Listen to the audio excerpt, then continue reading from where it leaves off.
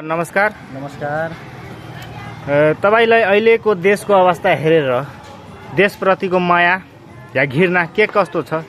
त्यो देशमा त के भन्नु, सानैदेखि जबसम्म हामीहरू मर्दैनौँ तबसम्म त माया नै हुन्छ, तर घृणा भनेको कोसँग छ? मेन पोइन्ट यहाँ छ। मसँग होइन, सबैसँग सोध्नु। तपाईँलाई अधिकांश जतिसँग सोध्नुहुन्छ नेताहरूलाई मात्रै घृणा गर्छ। तपाईले अहिलेको सरकारप्रति केही भन्न चाहनुहुन्छ? उहाँलाई केही सन्देश दिनु छ? केपी बा अनि एउटा प्रचण्ड, एउटा कुन छ? केपी बा I love you. I love you होइन, Sher Bahadur Deuba I love you होइन, रेस्ट इन पिस भन्न चाहन्छु।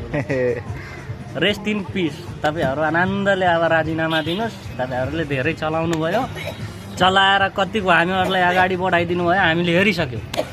अब चाहिँ तपाईँ युवाहरूलाई एउटा मौका दिनुहोस्। युवामा अहिले बालेन्द्र शाह सरजी हुनुहुन्छ, उहाँलाई दिनुहोस्। हेर्नुहोस्, 2 साल होइन, म ग्यारेन्टी लिन्छु 5 साल, 2 साल 5 सालमा कस्तो बनाइदिनुहुन्छ उहाँले। देशसँग माया छ नि उहाँलाई, तपाईँहरूलाई त पैसासँग माया छ। तपाईँले राजतन्त्र र गणतन्त्रमा